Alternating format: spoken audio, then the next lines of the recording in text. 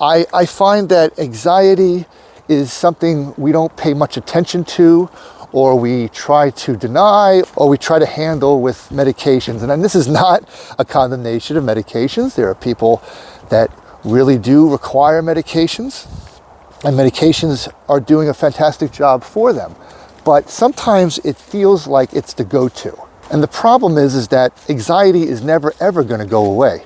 It's like pain, right? Some people, they want pain meds. They wanna make the pain go away. And you tell them, well, you're on morphine or Dilaudid. If we were to make the pain absolutely go away, down to zero indefinitely, we would be over-medicating you. And there are other problems like, say, respiratory collapse.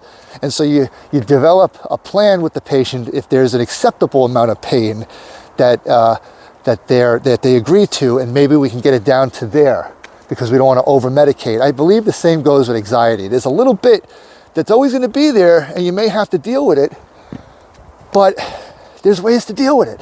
This is something the Marines taught me, just being out here. This is how I deal with it. This is amazing. And I'm so conscious of mental health with my own children because of technology. And I'm often reminded of a play that was turned into a movie. It was, in fact, Humphrey Bogart's first role as a bad guy, called The Petrified Forest. And basically its theme was, as technology becomes more prevalent in our lives, it's going to make us more neurotic, using an older term. It's going to disconnect us from ourselves and from each other. And it's going to make us feel like we have less purpose in life. I believe that is the key to everything. More and more, people are feeling like they have less purpose in life. They're feeling like they have less hope to make something of themselves and to provide a future for their children and to retire with dignity like they deserve, to enjoy the fruits of their labor. And for many people, walking through the forest on a hike isn't going to cut it. With social media, we've seen increased rates of suicide and depression among younger people, especially females. And though I would certainly never condemn medicine, I work in medicine, we all know that the approach is prescribing pills. I'll tell you a secret about me. I was placed in special education when I was in 4th grade. And this is back in the 90s when there wasn't much, there weren't many inclusion classes. It was basically a room. You could be in 2nd grade, 3rd grade, 5th grade. If you were in special ed, you were with these students. And to make matters worse, they did not include us in anything. At lunch, we sat in the middle of the cafeteria, like targets. I was in 4th grade sitting in a music class that was designed for 2nd graders, and I knew it because I'd watched 2nd graders doing what we were doing. When there was the 4th grade play, I sat with the 2nd and 1st graders or 3rd graders, whatever, and I watched my fellow 4th graders participate. I wasn't even asked. In 5th grade, there was the 5th grade volleyball tournament. It was the big talk of the school. Nobody thought to include me. I used to ask to go to the bathroom as an excuse to watch the 5th graders, my fellow 5th graders, play volleyball. And not just to watch them, I would study them. I would look at them and try to figure out what they had that was better, that made them better than me.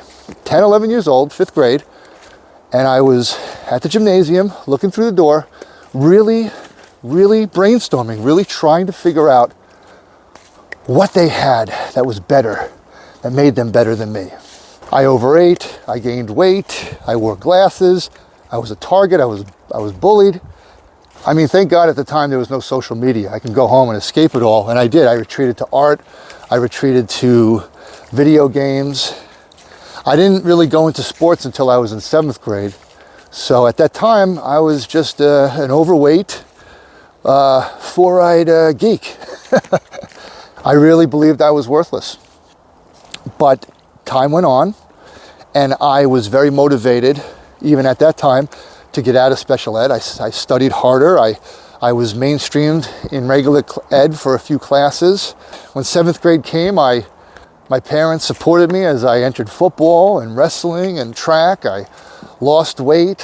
I eventually got out of special ed.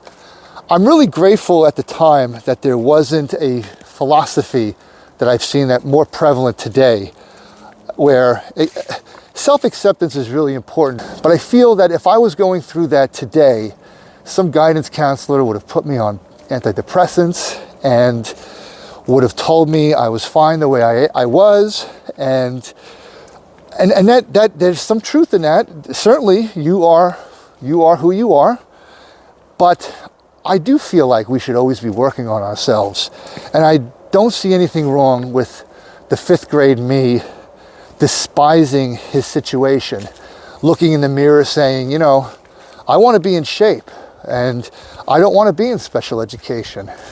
And this is not a condemnation of people in special education.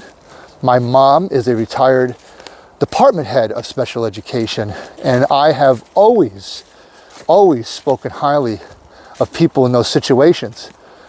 But my school at the time seemed to really want me to stay there. And I felt I didn't need it. I had medical issues when I was younger. I missed a lot of school. Nobody knew that I needed glasses till I was in 2nd grade, so I could never see the board. It was really the first time in my life that I worked towards something I believed in, and I rejected everyone's assessment of who I am. Not so much my peers, but certainly the adult world. I rejected being in a 2nd grade music class when I was in 4th grade. I rejected not being able to participate in the activities that my peers were participating in. And when I was in sports, I worked hard to be the best that I could be, and I was eventually a county champion in wrestling and an all-state in football, defense and offense. I guess what I'm trying to say is I'm just glad I wasn't medicated.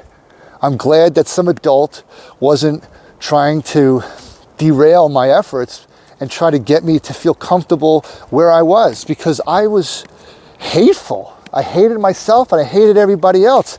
I never would have accepted that situation. I might have remained there, but I would have become a horrible human being, a self-loathing and just loathing human being if I would have stayed in that environment. And my problem with prescribing medication to children who are stressed out in school, I mean, today, if you're stressed out in high school, they give you medication. What do you know? You're stressed out and it's high school. As a nurse, more and more, I see young adults who were prescribed medication when they were 15, 16, and they're still on it. There was no follow-up or further evaluation or treatment plan designed to get them off of these medications. And now they feel like they can't deal with anxiety without them. And I know this is a touchy subject for certain people, but I'm going to go there because not everybody needs medication. And I am seeing more and more young lives that appear to be ruined or severely damaged because some adult somewhere said, hey, swallow this. This will make all the pain go away. And it's a crock. It really is a crock.